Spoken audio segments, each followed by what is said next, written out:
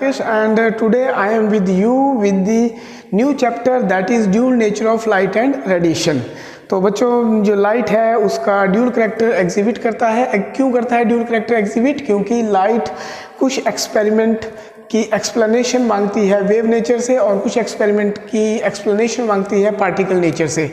तो जो लाइट के पर्टिकुलर फिनोमिनास हैं जैसे इंटरफेरेंस है, डायफ्रैक्शन है, रिफ्लेक्शन है, इन पर्टिकुलर फिनोमिना को एक्सप्लेन करने के लिए हम यूज़ करते हैं वेव नेचर ऑफ लाइट, और जो लाइट से रिलेटेड फोटो इलेक्ट्रिक इफेक्ट है उसको हम यूज़ करते हैं लाइट के पार्टिकल नेचर की एक्सप्लेनेशन के लिए।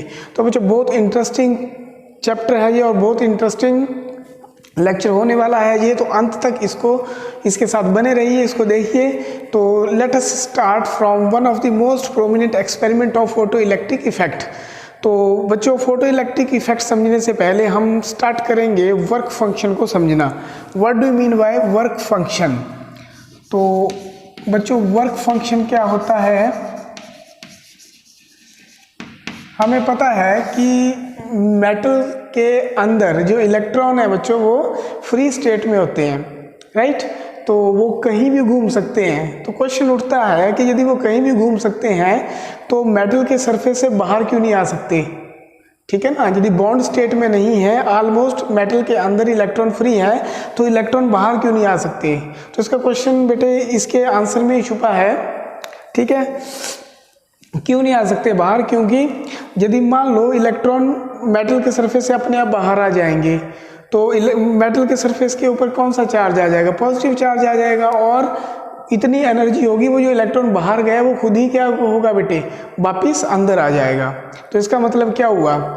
इसका मतलब ये हुआ कि अपने आप इलेक्ट्रॉन कभी भी मेटल की सरफेस से बाहर नहीं जाते। इसको आप बेटे ऐसे समझ सकते हो जैसे आप का एक बेल है, तो बेल की एक सर्टन हाइट है, सर्टन हाइट के कारण जो बेल है उसका एक सर्टन पोटेंशियल है। तो इसी प्रकार जो इलेक्ट्रॉन आपके ऑर्बिट में है, निगुड 1 2 3 4 जो भी है, तो उन ऑर्बिट की क्या है? एक सर्टन एनर्जी है बेटे। तो जब तक आप उस एनर्जी से ज़्यादा एनर्जी नहीं दोगे इलेक्ट्रॉन को, तो तब तक वो इलेक्ट्रॉन मेटल के सरफेस से बाहर नहीं निकलेंगे। तो इसको हम समझने की कोशिश करते हैं। जो मैंने लिखा आपके पास वर्क फंक्शन, हर एक मेटल का अपना वर्क फंक्शन है बेटे, हर एक मेटल का अपना वर्क फंक्शन है। वर्क फंक्शन का मतलब क्या है? एनर्जी। और एनर्जी किस में मेजर करते हैं हम? इलेक्ट्रॉन वोल्ट में। तो बच्चों यदि आपके पास लाइट वेव है तो एनर्जी एसोसिएटेड कितनी होगी आपके पास? HF0। तो यहाँ पे जो F0 है, इस F0 को हम बोल देते हैं थ्रेशहोल्ड फ्रीक्वेंसी। थ्रेशहोल्ड फ्रीक्वेंसी क्या है बेटे आपके पास? थ्रेशहोल्ड फ्रीक्वेंसी है वो मिनिमम फ्रीक्वेंसी, वो मिनिमम फ्रीक्वेंसी जो चाहिए इलेक्ट्रॉन को मेटल के सरफेस से इजेक्ट करवाने के लिए। तो जब तक इस फ्रीक्वेंसी की रेडिएशन मेटल के सरफेस पे नहीं पड़ेगी तब तक आपका इलेक्ट्रॉन मेटल के सरफेस से इजेक्ट नहीं होगा। तो this is minimum frequency and this minimum frequency is termed as threshold frequency. तो अब हम बच्चों स्टार्ट करते हैं कि हो क्या रहा है फोटो इलेक्ट्रिक इफेक्ट में। देखो बच्चों, सन से आने वाली जो लाइट है उसको हम रेडिएशन बोलते हैं, ठीक है? तो जब सर्टन रेडिएशन की लाइट मेटल के सरफेस पे पड़ेगी बेटे, तो मेटल के अंदर क्या है? इलेक्ट्रॉन है। वो इलेक्ट्रॉन क्या करेगा? इस रेडिएशन जिसकी फ्रीक्वेंसी F है उसकी एनर्जी को ये एब्जॉर्ब करेगा। एब्जॉर्ब करने के बाद क्या होगा बेटे? ये एब्जॉर्ब करने के बाद ये एक्साइटेड स्टेट में जाएगा। एक्साइटेड स्टेट में जाने का मतलब है यदि सफिशिएंट एनर्जी इसने गेन करी है, ठीक है, जो कि फ्रीक्वेंसी आ रही है वो थ्रेशहोल्ड फ्रीक्वेंसी से ज़्यादा है, तो ये इलेक्ट्रॉन बाहर इजेक्ट कर जाएगा। तो अब हम थोड़ा सा और आगे बढ़ते हैं एक्सपेरिमेंटल सेटअप की तरफ। तो बात करते हैं बच्चों एक्सपेरिमेंटल सेटअप। तो एक्सपेरिमेंटल सेटअप में क्या होगा हमारे पास? एक्सपेरिमेंटल सेटअप में हमारे पास जैसे ये आपके पास बेटा एक इवैक्यूएटेड ग्लास चैम्बर है, ग्लास ट्यूब है, और यहाँ पे आपने दो इलेक्ट्रोड्स लगा रखी हैं। ये दोनों इलेक्ट्रोड्स कैसी हैं? फोटो सेंसिटिव है बेटा। और ये आपके पास कौन सी विंडो है? क्वार्ट्ज की विंडो है, ठीक है। तो क्वार्ट्ज की विंडो दो काम करेगी, एक तो लाइट रेडिएशन को अंदर आने देगी और दूसरा यहाँ पे ये उन्हीं रेडिएशन को आने देगी जो कि अल्ट्रा वायलेट फ्रीक्वेंसी को कॉरस्पॉन्ड करते हैं। तो ये इसका यूज़ हो गया क्वार्ट्ज विंडो का। उसके बाद बच्चों यहाँ पे हमने पैरेलल में वोल्ट मीटर लगा रखा है और यहाँ पे हमने माइक्रो एमीटर लगा रखा है और यहाँ पे हमने ये कम्यूटेटर है बेटा, ठीक है। लेटर ऑन आप इसको देखोगे, ये कम्यूटेटर है आपके पास और यहाँ पे नेगेटिव पॉजिटिव ये आपने यहाँ पे बैटरी लगा रखी है, ठीक है। तो ये आपके पास रियोस्टेट है। तो ये सर्किट आपके पास, इसको हम कम्यूटेटर बोल रहे हैं। कम्यूटेटर इसलिए बोल रहे हैं क्योंकि हम अपनी मर्जी से यहाँ पे पॉजिटिव के साथ जोड़ सकते हैं, अपनी मर्जी से इन टर्मिनल को नेगेटिव के साथ हम जोड़ सकते हैं, ठीक है। तो ये हमारे पास एक्सपेरिमेंटल सेटअप है फोटो इलेक्ट्रिक इफेक्ट का। तो photo electric effect experimental verification है आपकी laws of photo electric emission की। तो अब हम थोड़ा सा और आगे बढ़ते हैं और एक्सपेरिमेंटल वेरिफिकेशन को बच्चों हम चेक करते हैं। तो सबसे पहले बात आ गई यहाँ पे कि ये जो लाइट यहाँ पे इस पर्टिकुलर को ये नेगेटिव के साथ जुड़ा है, इसको कैथोड बोल देंगे, ओके। और इस पर्टिकुलर को हम बच्चों एनोड बोल देंगे। तो पहले हम क्या करते हैं, कोई भी पोटेंशियल यहाँ पे नहीं लगाते, ठीक है। तो जब पोटेंशियल नहीं लगाएंगे, यहाँ से रेडिएशन आएगी, इस फोटो इलेक्ट्रिक प्लेट पे पड़ेगी, तो यहाँ पे माइक्रो एम्पियर बेटे कोई भी करंट आपका शो नहीं करेगा। जैसे ही आप यहाँ पे नेगेटिव लगा दोगे, राइट, और यहाँ पे जो रेडिएशन पड़ेगी, कौन सी रेडिएशन, अबव थ्रेशोल्ड फ्रीक्वेंसी वाली रेडिएशन, तो यहाँ से इलेक्ट्रॉन क्या होंगे बेटे, इजेक्ट होंगे, क्योंकि यहाँ पे नेगेटिव पोटेंशियल हमने मेंटेन कर रखा है। नेगेटिव के कारण इलेक्ट्रॉन यहाँ से रिपल्शन मिलेगी इलेक्ट्रॉन को। इलेक्ट्रॉन इजेक्ट कहाँ से होंगे, इस रेडिएशन से। और यहाँ पे जो नेगेटिव प्लेट हमने कर रखी है, यहाँ से नेगेटिव पोटेंशियल के कारण इसको रिपल्शन मिलेगी इलेक्ट्रॉन को। और यहाँ पे हमने क्या लगा रखा है बच्चों, नीचे से पॉजिटिव। तो पॉजिटिव पोटेंशियल के कारण क्या होगा, यहाँ पे अट्रैक्शन होगी, यहाँ पे रिपल्शन। तो इलेक्ट्रॉन क्या करेंगे, मूव करेंगे एक टर्मिनल से दूसरे टर्मिनल की तरफ और माइक्रो एम्पियर में रीडिंग आ जाएगी। वोल्ट मीटर में पोटेंशियल डिफरेंस आपका क्रिएट हो जाएगा, क्योंकि करंट आपका स्टार्ट्स फ्लोइंग। ये करंट किसके कारण आ रहा है, ये इलेक्ट्रॉन्स के कारण आ रहा है। तो that is why this current is termed as photo electric current. क्या बोलते हैं बच्चों उसको हम, फोटो इलेक्ट्रिक करंट इसको हम बोल देते हैं, ठीक है। तो अब यहाँ पे हम पर्टिकुलर स्टडी करने वाले हैं कि कौन कौन से फैक्टर हैं जिन पे फोटो इलेक्ट्रिक करंट जो है आपका डिपेंड बच्चों करता है। रिजर्वेशन ये है कि हम intensity of light versus photo electric current के दरमियान ग्राफ स्टडी करेंगे जब हमने फ्रीक्वेंसी को कांस्टेंट रख रखा है बेटे। ये जो फ्रीक्वेंसी हमने कांस्टेंट रख रखी है, ये अबव थ्रेशोल्ड फ्रीक्वेंसी है। तो what do you mean by intensity of light. Intensity of light का मतलब है बच्चों आपके पास number of photon incident on a given area in a unit time. तो एक इलेक्ट्रॉन एक फोटोन से एनर्जी लेकर जो है वो एमिट करता है, क्योंकि ये आपके पास फोटोन इलेक्ट्रॉन प्रोसेस है। तो बेटे जैसे जैसे आप इंटेंसिटी ऑफ लाइट को बढ़ाओगे, जैसे जैसे आप इंटेंसिटी ऑफ लाइट को बढ़ाओगे, वैसे वैसे आपका फोटो इलेक्ट्रिक करंट जो है वो बढ़ेगा। वैसे वैसे क्या करेगा, आपका फोटो इलेक्ट्रिक करंट आपका इंक्रीज करेगा। तो इंटेंसिटी ऑफ लाइट आप बढ़ाओगे तो क्या करेगा, फोटो इलेक्ट्रिक करंट आपका लीनियरली वेरी करेगा, ठीक है।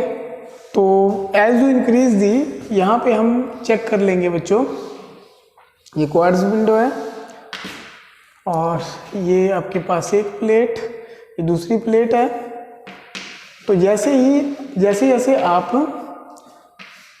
यहाँ पे इंटेंसिटी को बढ़ाते जाओगे, वैसे वैसे यहाँ पे more and more electron are generated. और जितने इलेक्ट्रॉन यहाँ पे जनरेट होंगे, यहाँ पे हाई पोटेंशियल किया हुआ है आपने, सारे के सारे क्या करेंगे बेटे, यहाँ पे पहुँच जाएंगे, जिससे क्या होगा, maximum photo electric current reached. तो जो मैक्सिमम वैल्यू है फोटो इलेक्ट्रिक करंट की, उस मैक्सिमम वैल्यू को हम बोल देंगे करंट की सैचुरेशन करंट। क्या बोल देंगे बच्चों उसको हम, सैचुरेशन करंट। अब हम यूज़ लाएंगे कम्यूटेटर जो हमने नीचे लगा रखा था, यानी कि इस प्लेट को हम पॉजिटिव कर देंगे और इस दूसरी प्लेट को क्या कर देंगे बेटे, नेगेटिव कर देंगे।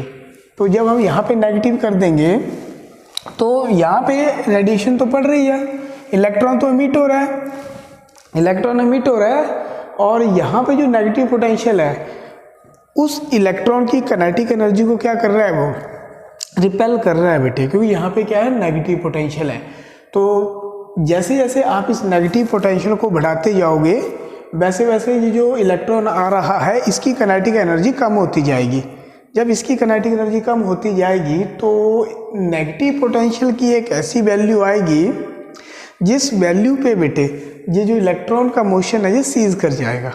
जब इलेक्ट्रॉन का मोशन सीज कर जाएगा तो हमारे पास मैथमेटिकल इक्वेशन आ जाएगी, half b max square equal to EV0।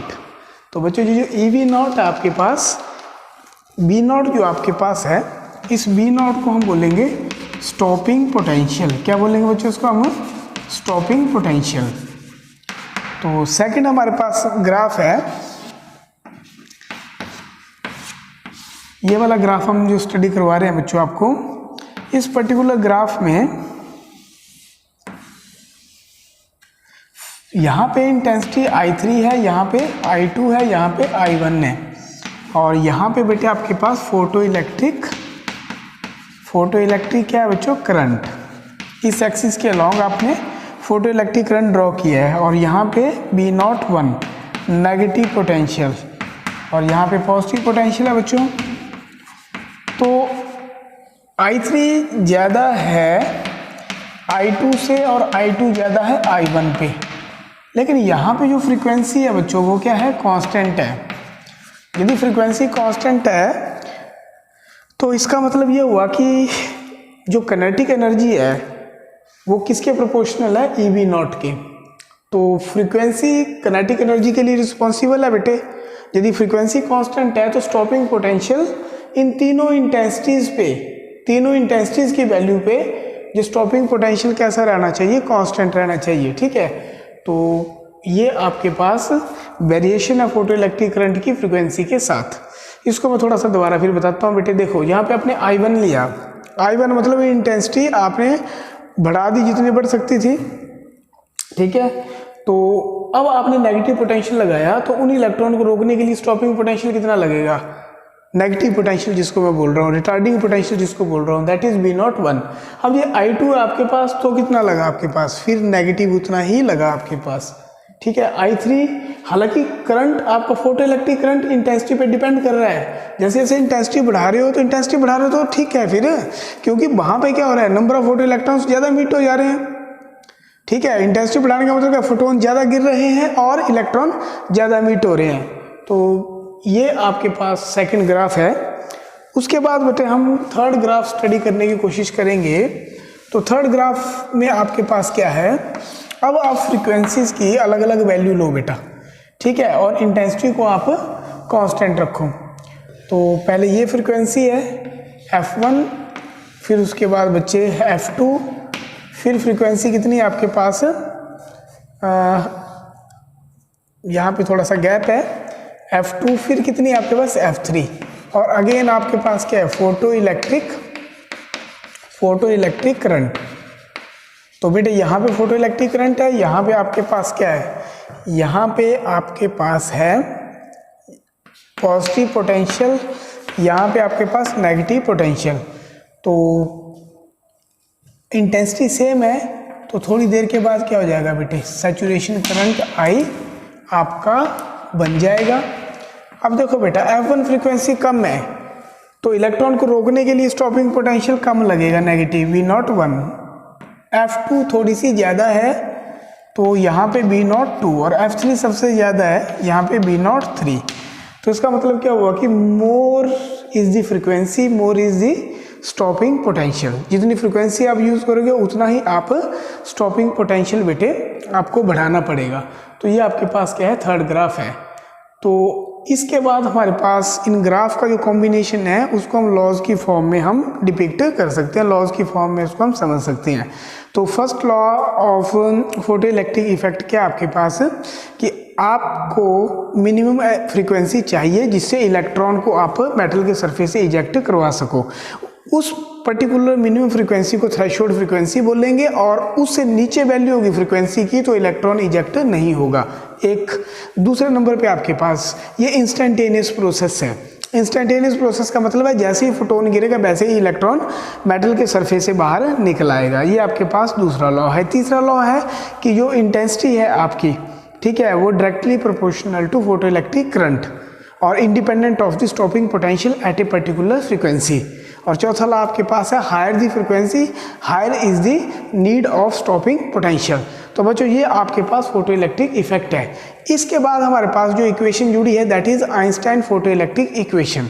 तो बच्चों आइंस्टाइन फोटो इलेक्ट्रिक इक्वेशन हम स्टडी करेंगे। तो आइंस्टाइन फोटो इलेक्ट्रिक इक्वेशन हमें क्या बताती है वो हम देखने की बेटे कोशिश करेंगे।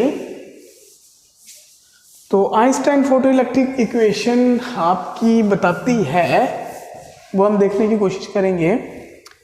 तो आइंस्टाइन फोटो इलेक्ट्रिक इक्वेशन, तो बच्चों आइंस्टाइन फोटो इलेक्ट्रिक इक्वेशन हमें क्या बताती है, ये आपके पास मेटल है और यहाँ पे फोटोन इंसिडेंट किया। तो आइंस्टाइन ने कहा कि the energy of photon is utilized in two ways. दो तरीके से हम फोटोन की एनर्जी को यूटिलाइज कर सकते हैं। पहला पार्ट एनर्जी का यूज होगा इलेक्ट्रॉन को मेटल के सरफेस तक लाना और दूसरा काम क्या होगा, इलेक्ट्रॉन को एनर्जी देना ताकि वो काइनेटिक एनर्जी पकड़ सके और काफ़ी दूर तक बच्चों ट्रैवल कर सके। तो आइंस्टाइन ने कहा कि जो एनर्जी है फोटोन की तो that is utilized into two way, first work function और सेकंड आपके पास half m v max square. मतलब इसको हम वर्क फंक्शन को फाई नॉट से भी लिख सकते हैं। तो energy of the photon is utilized into two ways. पहला पार्ट इलेक्ट्रॉन को सरफेस तक लाना, जो बची हुई एनर्जी है उसको काइनेटिक एनर्जी की फॉर्म में कन्वर्ट करना। तो यहाँ पे E किसके बराबर है बच्चों, HF equal to HF not plus half m v max square किसके बराबर है, EV नॉट के। तो बच्चों HF minus HF not equal to EV not, तो which imply that B not is equal to HF y में E minus HF not y में E। तो ये इक्वेशन आपके पास आ जाएगी। तो यदि बेटा हम ग्राफ प्लॉट करें y is equal to m x plus c, standard equation है स्ट्रेट लाइन की। तो यहाँ पे y के अलोंग हमने b नॉट को प्लॉट किया, राइट, और x के अलोंग हमने फ्रीक्वेंसी को प्लॉट किया। तो हमारे पास क्या आएगा, हमारे पास स्ट्रेट लाइन ग्राफ आएगा। क्या आएगा बच्चों, हमारे पास स्ट्रेट लाइन ग्राफ। तो इस स्ट्रेट लाइन ग्राफ में जो इंटरसेप्ट है that is minus HF not y में E और ये थीटा आपके पास, ठीक है। स्लोप यहाँ पे h/e। तो ये बहुत इंपॉर्टेंट ग्राफ है। यहाँ से हम स्लोप की हेल्प से प्लैंक कांस्टेंट को डिटरमिन कर सकते हैं। तो यहाँ पे जो वैल्यू है फ्रीक्वेंसी की दैट इज f नॉट। इससे पहले जो भी रेडिएशन पड़ेंगी बेटे वो रेडिएशन इलेक्ट्रॉन को इजेक्ट मेटल के सरफेस से नहीं कर पाएंगी। तो ये इंपॉर्टेंट इक्वेशन है आपके पास जिसको हम जानते हैं आइंस्टाइन फोटो इलेक्ट्रिक इक्वेशन से। नेक्स्ट बच्चों हमारे पास है आइंस्टाइन फोटो इलेक्ट्रिक इक्वेशन के बाद हमारे पास है dual nature of light and radiation में डी ब्रोगलाई इक्वेशन। डी ब्रोगलाई इक्वेशन, तो आप देखिए बच्चों डी ब्रोगलाई इक्वेशन। तो डी ब्रोगलाई इक्वेशन क्या है आपके पास बच्चों, डी ब्रोगलाई सेना में थे। तो इन्होंने ये बताया कि यदि लाइट ड्यूल नेचर पोजेस कर सकती है, तो बेटे जो मटेरियल पार्टिकल हैं वो भी ड्यूल नेचर पोजेस कर सकते हैं। मैक्रोस्कोपिक पार्टिकल भी ड्यूल नेचर एग्जिबिट कर सकते हैं। जैसे मैं हूँ तो मैं एक टाइम पे एज ए पार्टिकल भी बिहेव कर सकता हूँ और एक टाइम पे एज ए वेव भी बिहेव कर सकता हूँ। तो थोड़ा सा कन्फ्यूजिंग है कि मैं पार्टिकल भी हूँ और मैं वेव भी हूँ। तो यही गुत्थी सुलझाई डी ब्रोगली ने, और इस गुत्थी को सुलझाने के लिए उनको क्या मिला बच्चों? नोबेल प्राइज़ मिला। तो डी ब्रोगली ने क्या कहा, उसने बेसिक इक्वेशंस आइंस्टाइन की उठाई, E = mc²। तो जब उसने E = mc² की बात करी तो यहाँ पे जो फोटोन है बेटे उसको कैसे कंसीडर किया गया? Particle nature. बात हो रही है फोटोन की, फोटोन को क्या बोल रहा है? Particle nature. Photon is a quanta of light radiation. Photon is a quanta of light radiation. Photon के पास मोमेंटम भी होता है, E = mc²। तो E = mc × c। तो बच्चों E = pc। तो मोमेंटम क्या है फोटोन का? p। फोटोन कभी भी रेस्ट पे नहीं होता, तो रेस्ट मास क्या है फोटोन का? 0। Photon is a quanta of light radiation. दोबारा फिर बता रहा हूँ आपको मैं। तो यहाँ से फोटोन का जो पार्टिकल नेचर है और जो एनर्जी फोटोन के साथ रिलेटेड है, that is given by E = mc²। Again E = hf, क्योंकि फोटोन वेव भी है, तो वेव के साथ कितनी एनर्जी जुड़ी है? hf। तो एक ही टाइम पे पार्टिकल भी है और एक ही टाइम पे वेव भी है, तो दोनों इक्वेशन क्या होगी? बराबर होंगी, क्योंकि एनर्जी रिलेटेड दोनों की क्या होगी बेटे? बराबर हो गई। तो यहाँ पे mc × c = hf, यहाँ पे pc = hf। pc = कितना? pcc × c = hf। ठीक है बेटा। तो p = hf/c। तो hf/c = lambda, and again lambda = h/p।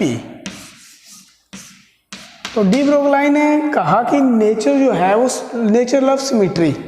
यदि लाइट के पास, लाइट रेडिएशन के पास कैसा नेचर है लाइट का?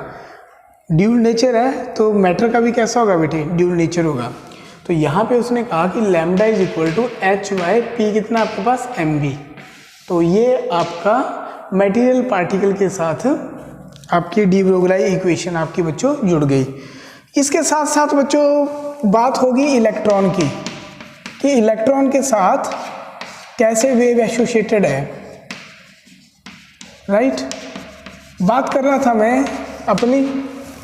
तो यदि मेरा वेट जो है 6.6 × 10⁻34 h की वैल्यू, और मेरा मास 55 है, और यदि मैं 5 मीटर पर सेकंड की स्पीड से चल रहा हूँ तो it comes out to be 10⁻36 metre.